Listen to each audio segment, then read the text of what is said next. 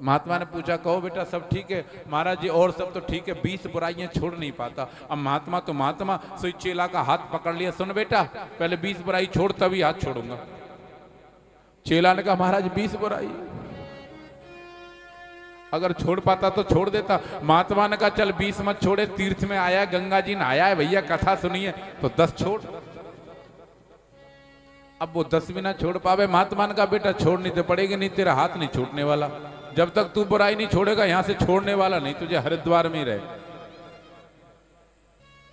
1 घंटा हो गया, महात्मा ने कहा चल तू 10 भी मत छोड़े, 20 में से 5 तो छोड़। अब वो 5 भी ना छोड़ पावे। महात्मा हाथ ना छोड़े, 2 घंटे हो गए, चेला बड़ा परेशान, अच्छे महात्मा के चक्कर में पड़ गए।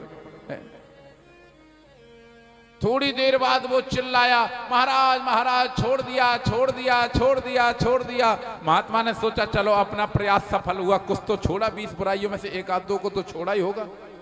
महात्मा ने पूछा बेटा बता 20 बुराइयों में से क्या छोड़ा? वो बोला महाराज पहले हाथ तो छोड़ो। बोले सच सच बता, मेरी कसम का छोड़ दिया। ओ चेला बोला गुरुजी आपकी कसम छोड़ दिया, आप हाथ तो छोड़ो एक बार। महात्मा ने जैसे ही हाथ छोड़ा, बता बेटा 20 बुराइयों में से क्या छोड़ा? चेला बोला महाराज 20 बुराइयों में से तो कुछ नहीं छोड़ा, लेकिन आज के बाद महात्मा के पास आना जरूर छोड़ दिया। आज के बाद कहो ना यहाँ, लेकिन ना तीर्थ में जाओ साहब तो चाहे 1 बुराई छोड़ के आओ, छोड़ के आओ। ये आप जहां बैठे हैं अब ये शांति ज्ञान गार्डन नहीं है साहब, ये बहुत बड़ी बात है। आप स्वयं मां किशोरी जी की गोद में बैठे हो, आप यहां ठाकुर जी की गोद में बैठे हो। ये साधारण जगह नहीं है, इसलिए प्रयास करो मेरी माओ। धन की तो बहुत बात की बात है, कहीं कथा हो, अगर सवेरे सवेरे समय मिले ना तो जहां कथा हो उस पंडाल में जाके झाड़ू लगाओ। जहां कथा हो कोई गंदगी ना हो, प्रयास करो एक बार घूम के जाओ। अगर समय हो तो भागवत की सुबह सुबह 108 परिक्रमा लगाओ। एक बात और कह रहा हूं, जिन माताओं को, जिन बेटियों को, जिन बहनों को कोई संतान ना हो ना, बहुत दिन हो गए हों विवाह के, तो एक बात लिख लेना, भागवत की तुलसी के पत्तों से 108 परिक्रमा लगाना। कितनी? 108 तुलसी के पत्तों से। और ठाकुर जी की कृपा भई तो 1 साल में गोद पक्का भर जाएगी, पक्का। ये कथा की महिमा है। सवेरे प्रयास करो भैया, अगर हो सके तो भगवान की 108 परिक्रमा लगा। ये तीर्थ है, यहां बड़ी मर्यादा है।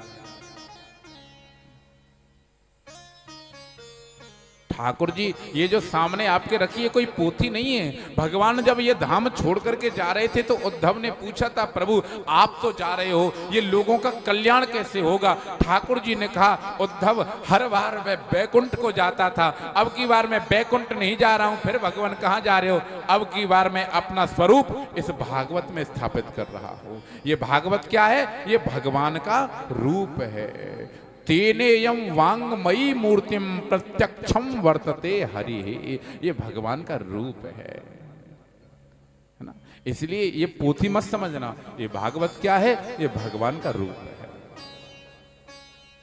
तीर्थ में जाओ, अपनी बुराई छोड़ के आओ। और भैया सोनीपत वालों, अब के तो खैर ऐसा नहीं मिला मुझे। जीवन में सब जगह कंजूसी करो।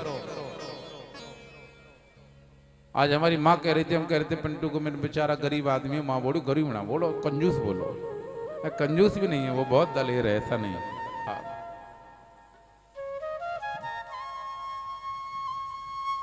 जीवन में सब जगह कंजूसी करो मेरे भाई बहन, लेकिन भगवान के दरबार में कभी कंजूसी मत करो। बहुत लोग तो इतना कंजूस होते कि छोड़ने का कभी मन ही नहीं होता। बोलो राधे राधे।